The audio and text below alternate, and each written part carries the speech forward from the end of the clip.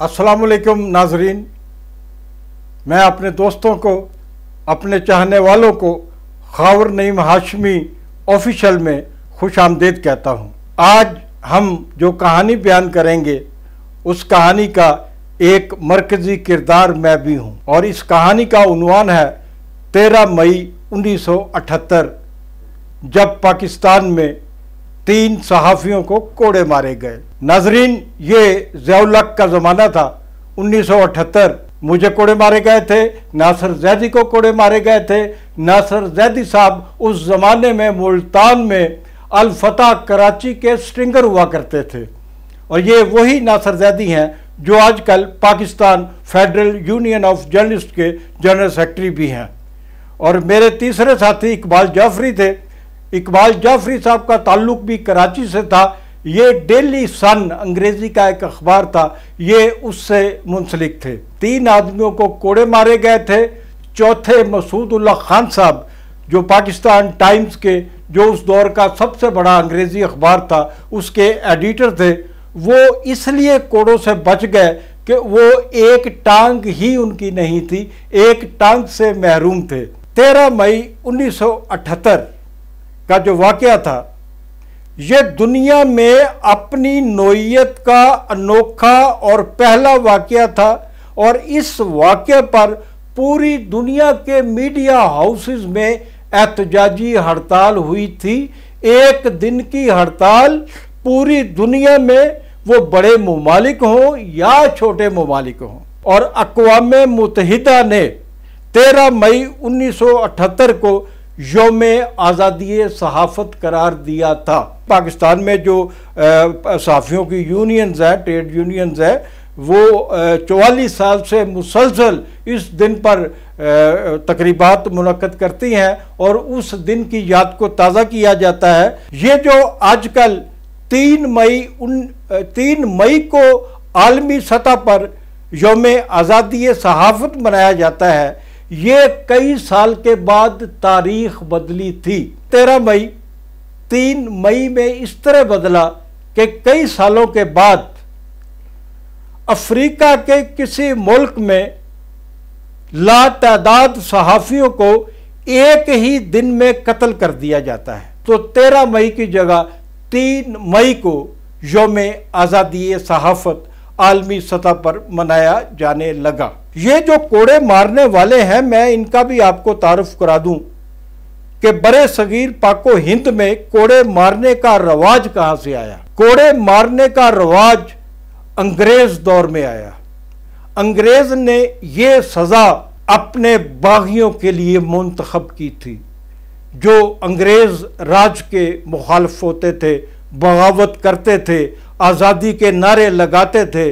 उनके लिए अंग्रेज़ों ने ये सज़ा ईजाद की थी जो आज भी मौजूद है। ये 13 मई 1978 की सुबह थी जब हमें लाहौर की सेंट्रल जेल से, ये जो इछरे के करीब वाक़या है, यहाँ से 4 आदमियों को और दूसरे भी वो लोग जो आज़ादी सहाफ़त की तहरीक में हमारे साथी थे, जर्नलिस्ट थे, उनको टोलियों की शक्ल में पुलिस की वैनों में सब मार्शल एडमिनिस्ट्रेटर के दफ्तर लाया गया। सब लोगों को तो आहिस्ता आहिस्ता समात के बाद फारग कर दिया गया, लेकिन हम चारों को, मुझे, नासिर ज़ैदी, इकबाल जाफरी और मसूदुल्लाह खान को, वो वहीं पर अदालत बंद होने के बाद भी पुलिस को इजाज़त नहीं दी गई कि इन्हें जेल वापस ले जाया जाए। तो हमें फौजी अदालत ने 13 मई को एक सरसरी समात के बाद 4 आदमियों को कोड़ों की सजा सुनाई। हम चारों ने एक साथ गिरफ्तारी दी थी और हम जो गिरफ्तारियां दे रहे थे ये सियासी नहीं थी। ये मैं बारहा वजाहत कर चुका हूं और आज फिर वजाहत करूंगा कि Pakistan federal union of journalist के बैनर तले जो आज़ादी सहाफ़त और तहफ़्फ़ुज़ रोज़गार की तहरीक चलाई गई, वो खालिस्तन आज़ादी सहाफ़त की तहरीक थी। उसमें किसी किस्म का कोई सियासी अंसर शामिल नहीं था। रात के तकरीबन 7:45 बजे सब मार्शल एडमिनिस्ट्रेटर किसी बड़े से मुशावरत के बाद عدالت میں تشریف لاتے ہیں اور ہمیں کمرہ عدالت میں بلوا کر سزا سنانے کی زحمت بھی نہیں گوارا کی جاتی، اس عدالت کا ایک ریڈر یا منشی باہر آتا ہے اور وہ بتاتا ہے کہ ہمیں اتنی سزا، اتنی قید، اتنا جرمانہ اور 5 کروڑوں کی سزا سنا دی گئی ہے۔ اور اس رات پولیس کی جو وین تھی، وہ یہ جو شمع سینما کے قریب لاہور میں جیل ہے جہاں سے ہم گئے تھے، وہاں داخل نہیں ہوئی، وہاں سے گزر گئی۔ تو ہم نے پولیس والوں سے پوچھا کہ ہمیں جیل واپس نہیں لے جا رہے، کہاں لے جا رہے ہیں؟ تو پولیس والوں نے بتایا کہ پہلے تم ملزم تھے، اب تم مجرم ہو، تم سزا یافتہ ہو، اور جو سزا یافتہ لوگ ہوتے ہیں انہیں کوٹ لکھپت جیل میں لے جایا جاتا ہے۔ سب سے پہلے ناصر زیدی صاحب کو کوڑوں کے لیے لے جایا گیا اور ہمیں کوڑوں کی آوازیں تو آئیں بڑی شدت کے ساتھ، ناصر زیدی کے چیخنے کی آواز نہیں آئی، اور پتہ نہیں کب ناصر زیدی کو سٹریچر پہ لٹا کر وہ وہاں سے لے جاتے ہیں، اور اس کے بعد اقبال جعفری کی باری آتی ہے۔ ناصر زیدی کو ٹی بی تھی، وہ ٹی بی کا مریض تھا، اس کے باوجود اسے کوڑے مارے گئے۔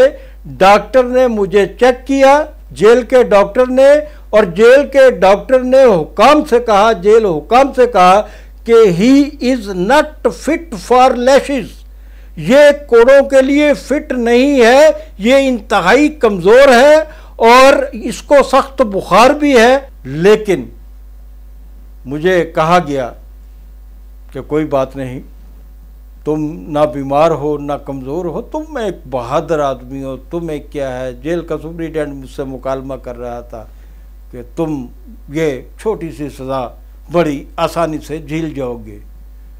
میں اس سزا کو جھیلنے کے لیے ذہنی اور جسمانی طور پہ پوری طرح تیار تھا۔ کوڑے اس شدت سے مارے گئے کہ آپ نے کبھی کسی پاکستانی یا ہندوستانی فلم میں بھی نہیں دیکھا ہوگا کہ کوڑے مارے کیسے جاتے ہیں۔ جس کو کوڑے مارے جاتے ہیں اس کے ہاتھ وہ کوڑوں والے تختے پہ اوپر زنجیروں میں باندھ دیے جاتے ہیں، اور اس کے دونوں پاؤں جو ہے وہ نیچے والی زنجیروں سے باندھ دیے جاتے ہیں، اس کو الٹا لٹکا دیا جاتا ہے، اور اس کے بعد جو ہوتا ہے، جو ہمارے ساتھ ہوا، جب میں نے دیکھا کہ ناصر زیدی کی چیخ بھی نہیں نکلی، اقبال جعفری کی چیخ بھی نہیں نکلی، تو میں اس سوچ میں پڑ گیا کہ میں یہاں اس چھوٹے سے کمرے میں موجود ہوں، اور مسعود اللہ خان صاحب جو ہم سے بہت سینئر تھے، ہمارے بزرگ تھے، وہ موجود ہیں، وہ ایک ٹانگ سے محروم ہیں۔ پاکستان ٹائمز جو اپنے زمانے کا سب سے بڑا انگریزی اخبار تھا، اس کے وہ چیف نیوز ایڈیٹر یا ایڈیٹر تھے ان دنوں، تو میں ان کے بارے میں سوچ رہا تھا کہ ناصر کی طرح، اقبال کی طرح میں بھی کوڑے برداشت کر جاؤں گا، لیکن مسعود اللہ خان کے ساتھ کیا ہوگا۔ لیکن تیسری باری میری تھی۔ مجھے اشارے سے ایک آدمی نے باہر بلایا، میں نے باہر کا منظر طائرانہ نظروں سے دیکھا، مجھے کوڑے مارنے کے لیے باہر لایا گیا، زنجیروں سے باندھا گیا، ہاتھ پاؤں باندھے گئے، مجھے اسی شدت کے ساتھ کوڑے مارے گئے جو شدت میں نے محسوس کی تھی مسعود اللہ خان کے ساتھ بیٹھے ہوئے اقبال جعفری اور ناصر زیدی کو کوڑے لگتے ہوئے۔ پھر میرے ہاتھ اور پاؤں کھولے گئے اور مجھے کہا گیا، میرے کان میں جیل کے سپرنٹینڈنٹ نے کہا کہ ہم تمہارے ہاتھ پاؤں، میرے کان میں کہا، ہم تمہارے ہاتھ پاؤں کھول رہے ہیں، نیچے سٹریچر ہے، تم نے خاموشی سے سٹریچر پر لیٹ جانا ہے۔ میں نے جیل سپرنٹینڈنٹ سے کہا، میں سٹریچر پر نہیں لیٹوں گا، میں پیدل چل کر جیل کے اندر جاؤں گا۔ جیل سپرنٹینڈنٹ نے اسی آہستگی سے میرے کان میں کہا، اگر تم سٹریچر پر نہ لیٹے تو میری وردی اتر جائے گی، کیونکہ جنہوں نے تمہیں کوڑوں کی سزا سنائی ہے وہ اس سزا کا منظر دیکھنے کے لیے کرسیوں پر برات جمع ہیں۔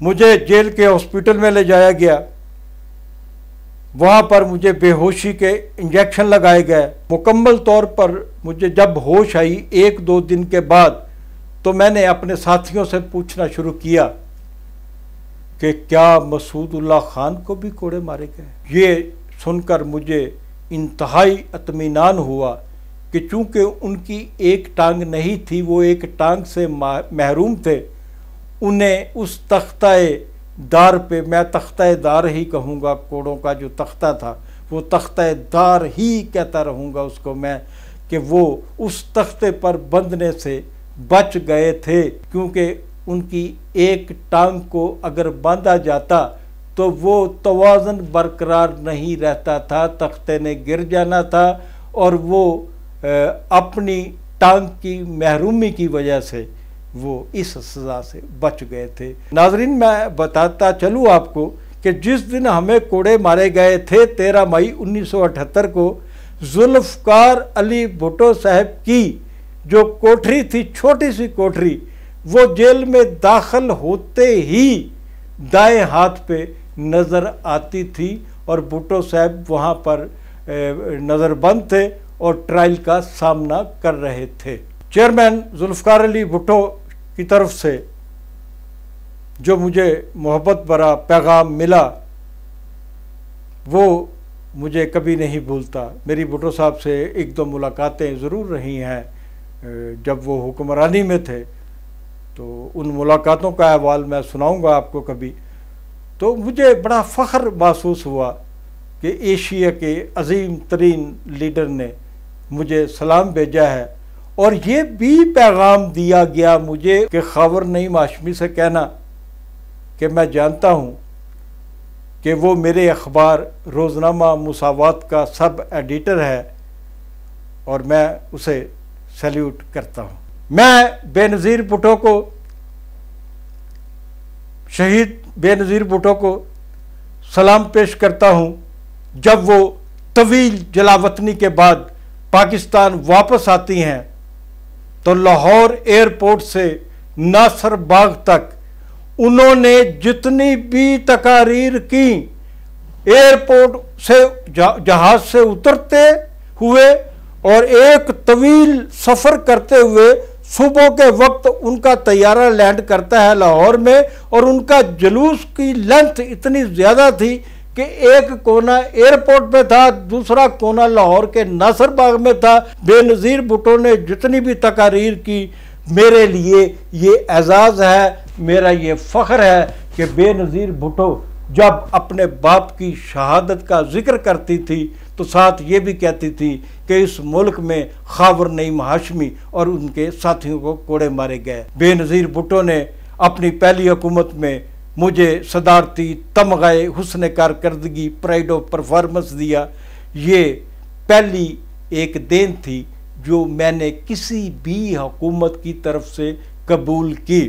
بے شمار چیزیں جو تھی مجھے پیشکش کی گئی، لیکن سوائے تمغہ حسن کارکردگی کے میں نے کبھی کوئی چیز کسی سے وصول نہیں کی۔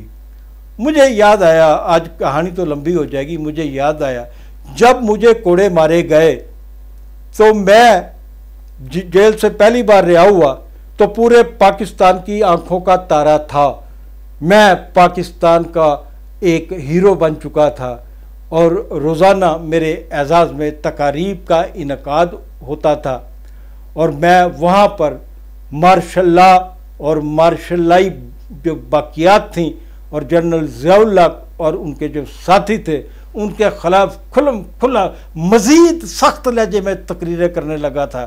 ایک دن میرے استاد سید عباس اطہر صاحب نے، میں لاہور کے پرانے پریس کلب میں بیٹھا ہوا تھا، تو انہوں نے کہا کہ خاور، کیا کل دوپہر کا کھانا تم میرے ساتھ کھا سکتے ہو؟ پریس کلب لاہور کا پرانا press club Dayal Singh mention میں واقع تھا، تو مجھے انہوں نے کہا کہ کل تم 1 بجے آ جاؤ، اور ہم سامنے ایک نیا ریسٹوران کھلا تھا، وہاں پر کھانا کھانے جائیں گے۔ میں اس ریستوران میں گیا تو سید عباس اطہر مرحوم، میں ان کو اپنا انتہائی شفیق استاد سمجھتا ہوں۔ 1978 میں سید عباس اطہر میرے سامنے اس ہوٹل میں ایک چیک رکھتے ہیں الٹا کر، وہ کہتے ہیں اگر تم اس چیک کو سیدھا کرو گے تو اس پر 1 کروڑ روپے کی اماؤنٹ لکھی ہوگی، یہ سرکاری چیک ہے تمہاری زبان بندی کا۔ مجھے ڈیوٹی دی گئی کہ میں خاور نعیم ہاشمی کو یہ چیک دوں اور اسے پیغام دوں کہ جو ہونا تھا وہ ہو گیا، اب اپنی زبان بند کر لو۔ کتنے بڑے آدمی تھے سید عباس اطہر صاحب۔ عباس اطہر صاحب نے مجھے کہا لیکن خاور نعیم ہاشمی، میں تمہیں مشورہ دیتا ہوں کہ اس ٹیبل سے یہ چیک نہ اٹھانا، جس راستے پہ تم چل پڑے ہو ساری زندگی اسی راستے پہ رہنا۔ سلام سید عباس اطہر صاحب۔ میں سلام پیش کرتا ہوں جناب مسعود اللہ خان صاحب کو، اپنے دوستوں اقبال جعفری کو اور ناصر زیدی کو، جنہوں نے میرے ساتھ یہ اذیتیں برداشت کیں، اور ہم چاروں آدمی 44 سال بعد بھی انتہائی خوش و خرم زندگی گزار رہے ہیں۔ ایک دوسرے سے ملاقاتیں بھی ہوتی ہیں، ایک دوسرے کو فون بھی کرتے ہیں، خیر خیریت بھی پوچھتے ہیں، اور یہی ہماری زندگی کی کامیابی ہے۔